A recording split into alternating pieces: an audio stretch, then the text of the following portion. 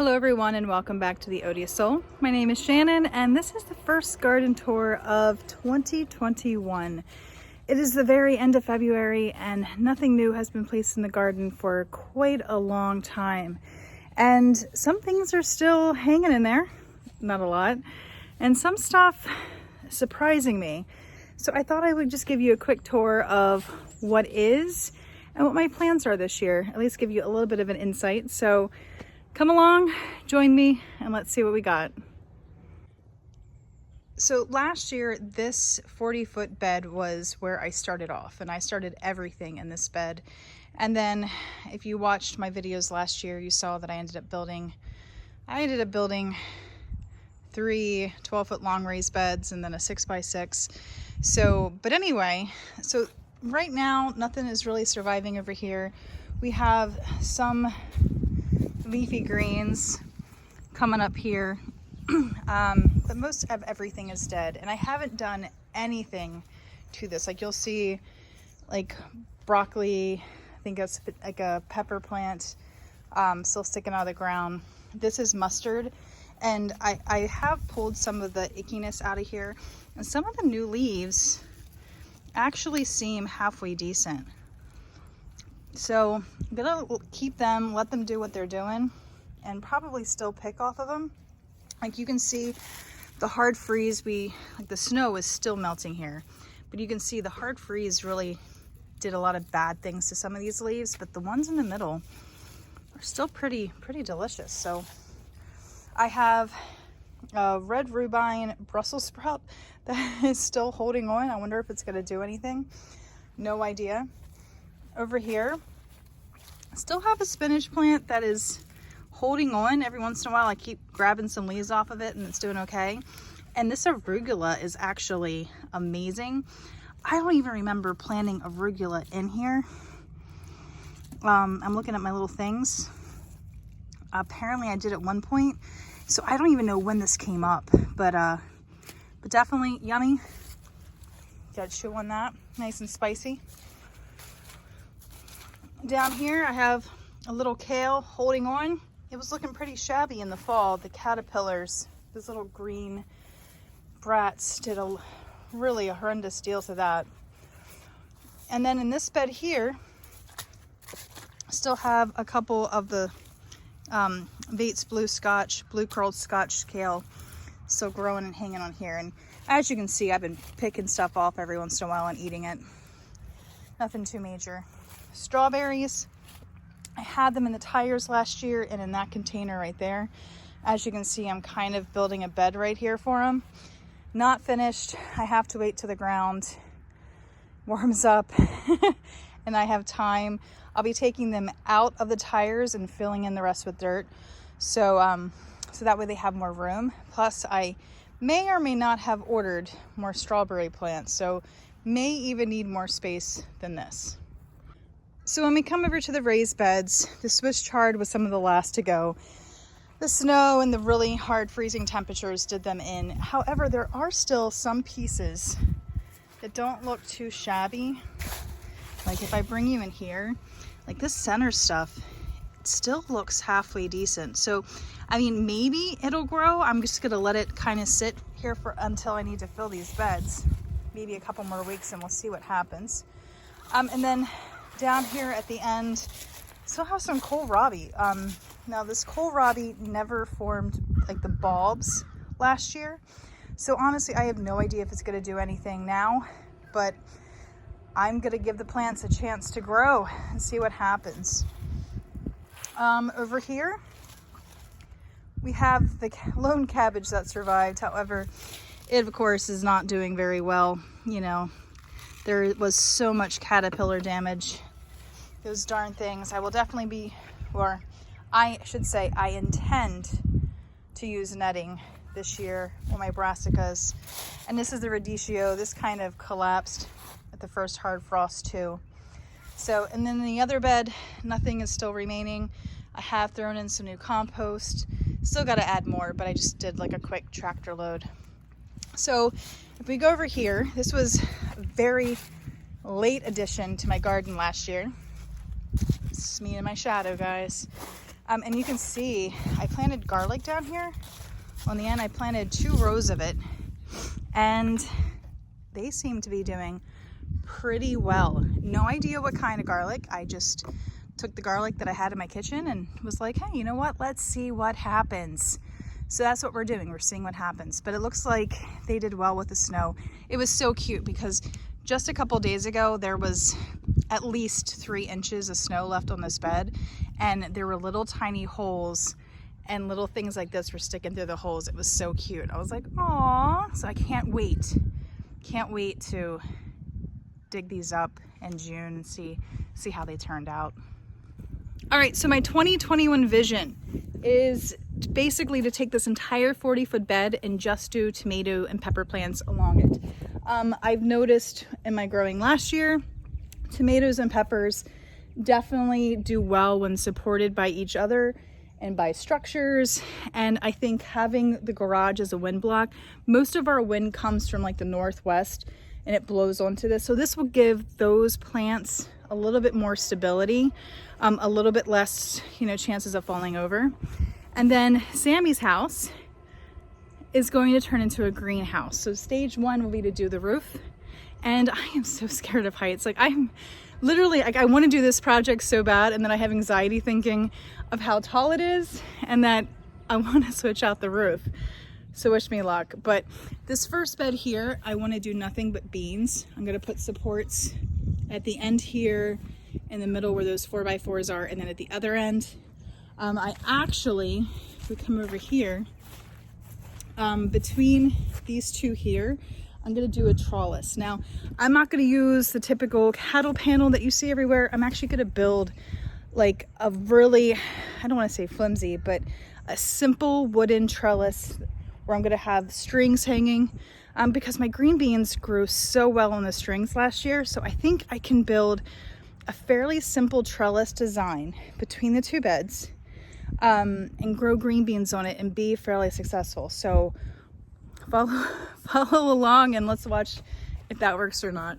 The second bed here will have primarily like cucumbers in the first section.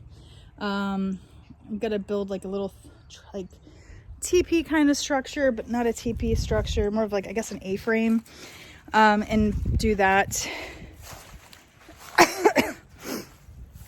Down here on this end, I'm gonna have my okra and my eggplants. And then on this bed over here, originally I was gonna do the root vegetables here with like the cucamelons. Is that what they're called? I don't know. I think they're cucamelons. Yeah, the Mexican pickle thingy, pickle bush or whatever it is. Put them on the trellis, and then I was gonna have the root vegetables down here. But now I'm thinking I may not do that. I keep changing because I was gonna put all of my beans in the first bed, including lima and peas, like the bush beans. And I guess I had a thought that maybe the bush beans would be better having the trellis as a backdrop. Like this is like a little bit of a fencing. And then I could put the root vegetables in between all the pole beans. So still deciding on that. And then I can use the other end of this bed for all of my brassicas. So, and then I can build like a hoop structure. I have a lot of flexible piping that I can use because I'm not a plumber. I'm never going to switch anything out to flexible piping, but I can use that to build a hoop structure so I can put the netting over top of my brassicas in there. So that's the plan there. And then the tall raised bed over there that I originally built for strawberries, that will end up housing all of my greens, like kale, lettuces, spinach, things like that. Even though I guess realistically later in the summer that bed gets really hot and probably is not the best place. Well, to be determined. So with the grape arbor, I never finished the trellis, the arch, the walk-through structure I wanted. So we still have to bury a couple more 4x4s so I can work on that and complete that. And honestly, I'm thinking about redoing the entire grape arbor because I really hate how it looks. And so more to come with that. Don't know with my blueberry bushes. are surviving. I planted 3 last year, and let's take a look. So how can you tell that they're still alive? I mean, I don't want to hurt them. I don't want to tear them apart, but I'm not really seeing anything there. Not like seeing any leaves. I guess I still see some life. This one, maybe not so much. This one you definitely see a lot of dead wood down there, but who knows? I guess we'll wait and see. Plus I ordered some raspberry bushes, so I'll probably just, you know, plant them up there too. Try to build more of a wall between us and the neighbor. Over here I have our compost pile. I had compost delivered and I've been taking this to fill the raised beds, and I'll continue to do that. And then whatever is remaining is going to be where I plant my gourds, my pumpkins, my winter squash. That'll all be in this area, and it's probably going to be a hot mess. Like, it's going to be so crazy looking. But I can't wait. So, and then I made this really quick structure for a compost pile. It's just one thing, and I've just been throwing everything in it through the winter, so nothing's really wet enough, I mean, hot enough to do its job. I do, since we are getting chickens. Did I just say that? We're getting chickens? We have chickens. What am I talking about? We have 5 chickens in the house right now.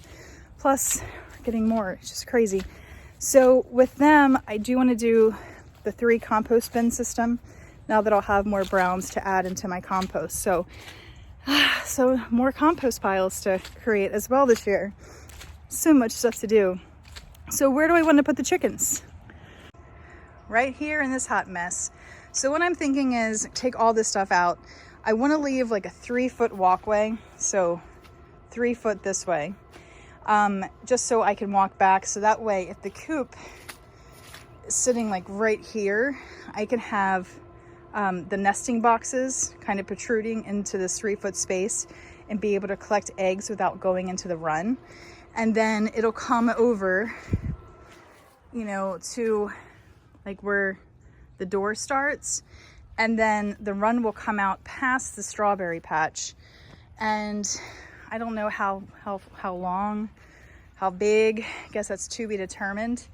I was originally thinking of like a 5x6 coop kind of placed along the back wall of the garage. That way it gets afternoon shade from the garage. But I keep second guessing myself. So nesting boxes on a 3-foot walk over there, and then the door to clean out the coop would be on this side. And that way we don't have to enter the run to get the eggs or to clean it out. Like, we could literally just imagine opening a door, you know, and it's raised up so I can push the wheelbarrow up to it and then just take a rake and rake all the ickiness out of it. So that's my thought. And then have the coop chicken run door like inside the run here, and then they can run. And then if I put the door to the run up at this end, if I ever do need to take a wheelbarrow in there, I can just go straight in. And then also, if I want to build a movable coop, like a, you know, something I can put them in for the day and kind of have them graze in the yard, I can easily just bring it up to here and then they can go and do their thing. So that's the current thought process. And if you watch any of my videos, you know I change my mind a lot. Right, maybe not as much as I think I do, but I feel like I change my opinions on what I should do and will do quite drastically. I just watched this really awesome video today from Carolina Coops. They make like high-end dream chicken coops. Oh my God. But I saw one of the things I've seen people complain about their coops is when they're doing that, like the deep, what is it called? Deep litter, is as the litter builds up when they're opening their coop doors and then they try to close it in the wintertime, it freezes and they got to like chisel the deep stuff away or it falls out. Where I saw they build it where they had 2 windows up top that opened up like this way, and then they had a bottom that folded down, so you only really had to fold it down when you wanted to clean it out. So I don't know if I can be all that fancy, but I might try, because that's like brilliant. That gives you the depth you need, but then the ease to clean it too. So, but anyway, so that is the vegetable garden and all that comes with the vegetable garden and all of its madness. Like I said, looks pretty ugly right now, but just imagine, like in 2 months, 2 months, it's gonna start having little baby plants in it. And then in 3 months, it's gonna be even better. And then in 4 months, it's gonna be amazing. So anyway, just a quick tour, show you where it's starting out this year. Got tons of starting in the house, and this weekend I will also be putting more seeds in the ground, which is exciting. Not in the ground, excuse me, in little pots. Tomorrow we'll be starting tomatoes and peppers, and a list of other things. I've gone through, and all my seeds I've given, it's like a 2-week schedule. So every other weekend I will be starting new seeds inside. And I'm already running out of room. God help me. Anyway, thanks for watching. I hope you have an amazing 2021 garden season. And until next time, take care.